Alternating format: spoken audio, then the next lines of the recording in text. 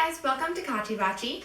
Today we are beginning a 4-part series of binding your quilt. So the very first thing that I have to do in order to prepare my quilt for binding is to square it up. This will simultaneously trim it out from the excess backing and batting that were applied during the process of quilting.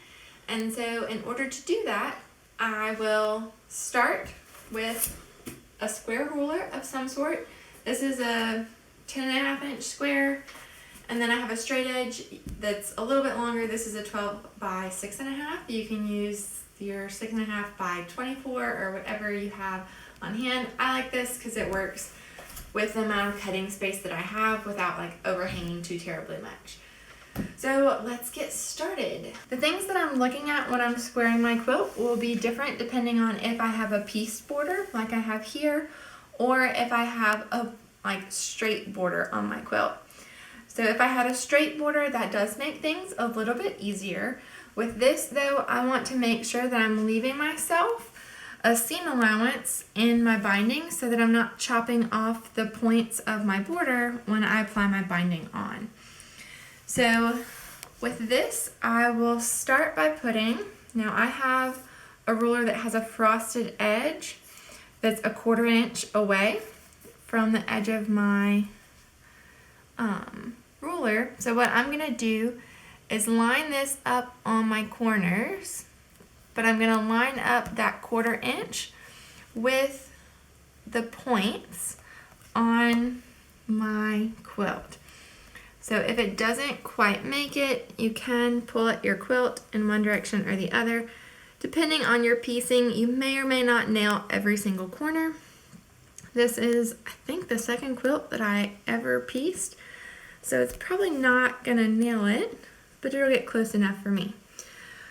So I will trim off in both directions, and even if I'm cutting off part of my quilt or if I'm leaving batting, I'd rather do that and have a nice square corner to my quilt. So I will start here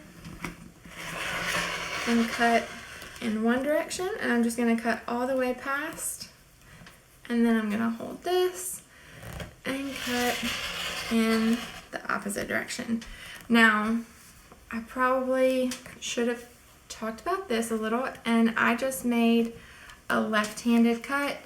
That's something that I trained myself to do just because of efficiency. If you don't want to make left-hand cuts, you could always do that where you position your quilt on the right. And that's totally fine. It doesn't really make much of a difference there. So from here, I'm going to take my second ruler and line it up with my first, and that keeps it square to that first one. And then I'm going to pull my quilt up here because I have the weight of it skewing it. And I'm going to again line up those points where I get at least 1/4 inch. So I've got to pull this back here so that that point is within the 1/4 inch mark, so it's not cut off in my binding. And then I'll pull this guy forward. And now I can extend that cut. Oops, gotta open my blade. I can extend that cut on my quilt. So now that I have that, I'm gonna move to the next corner. So I have one free corner, and now I'm going to move over to the opposite corner here. And we'll do the same thing on this corner, just in reverse. I have my 1/4 inch.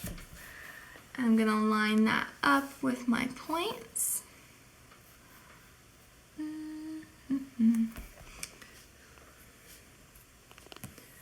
So I've got those, and then again the weight of my quilt does work against you, so I'm going to make sure I'm getting my 1/4 inch there. So I've got a 1/4 inch at each of these points there and all the way down this side. So now this guy needs to come over. Now I'm going to cut both directions here. And I'm just going to go ahead and finish that cut off here so that that is free. And then now I'm going to do just as we did before leave this square to the corner and square this up. So I'm pulling my quilt. I want that with the 1/4 inch side. I love these rulers that have that 1/4 inch frosting. It just makes things a little bit easier for me to keep track of what I'm looking at. So I'm pulling my quilt so that my points line up at my 1/4 inch. And there we are. We're going to extend that cut. Oops, I just slid this one. We're going to extend that cut all the way over. So now that's free. I got one little thread there.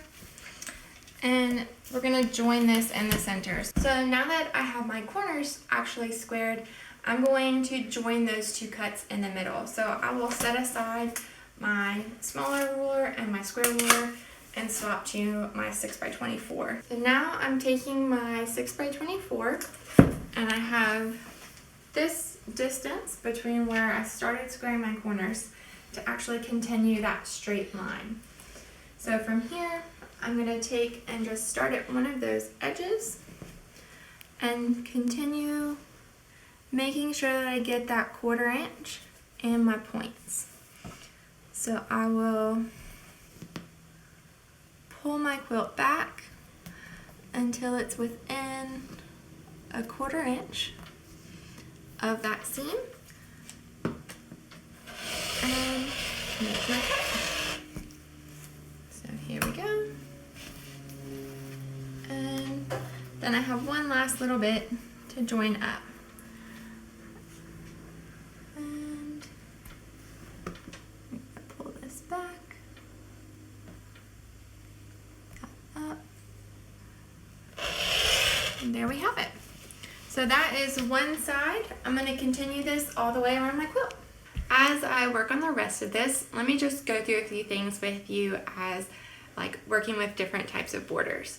So this here is a Seminole border, and that is a style of pieced borders. I really like the aesthetic that it gave this quilt. This was the second quilt that I ever pieced, so this is probably like something I pieced 7 or 8, no, probably closer to 10 years ago. Yeah, probably closer to 10 years ago. Wow. I have quilted at least 900 quilts since then.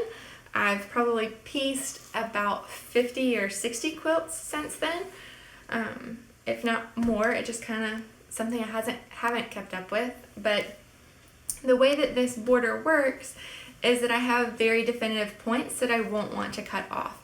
If I just had a solid piece of fabric on this border, rather than lining up with my points, I would line my ruler up with the interior seam of that border, and I would cut a set distance away from that border.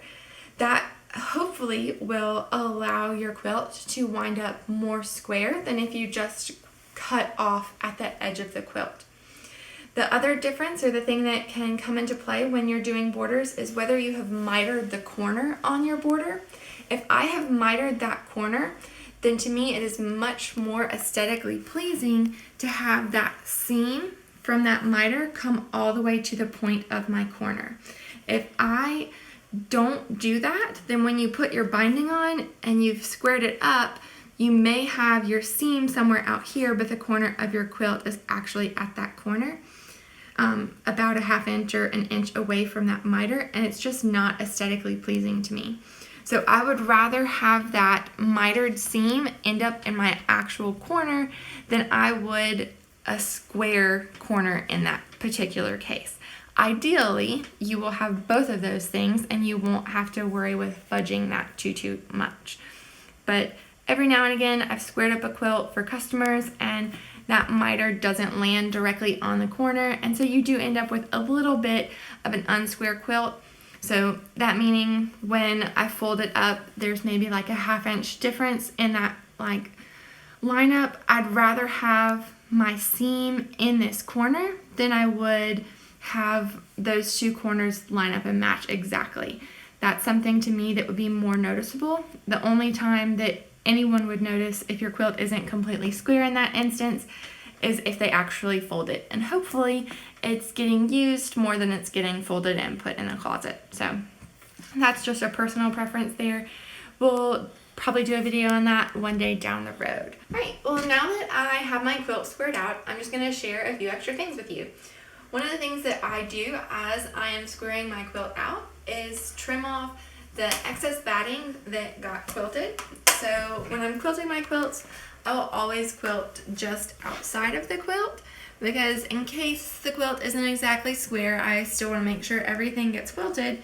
What that does mean though is that there's some quilting that ends up in my batting. So as I'm going, I take and cut that off.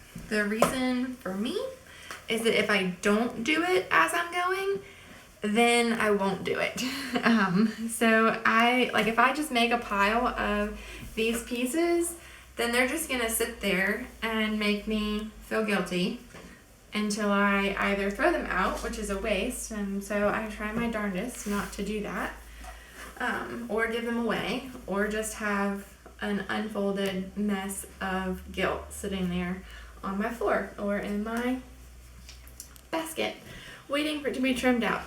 So I just come, and it doesn't have to be perfect.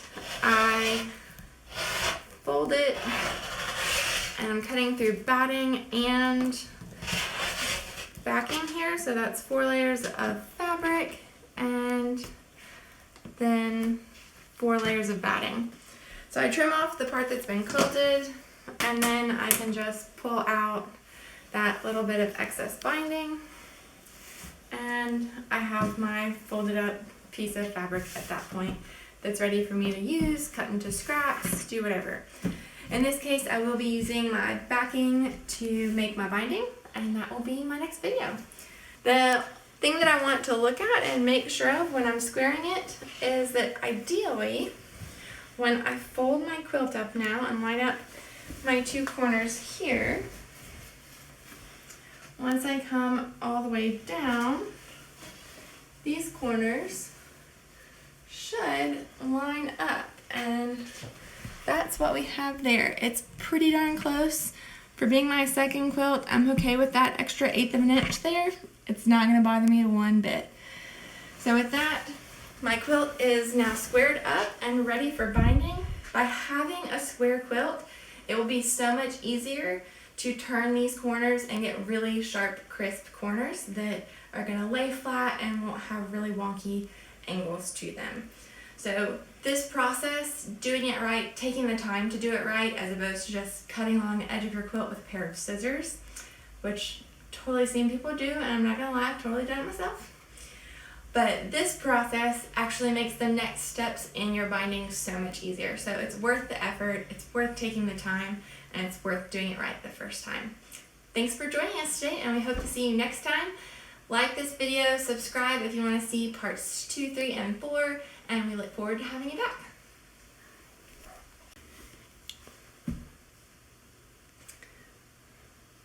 Go. I'm sorry. I was just like, all right, let's do it.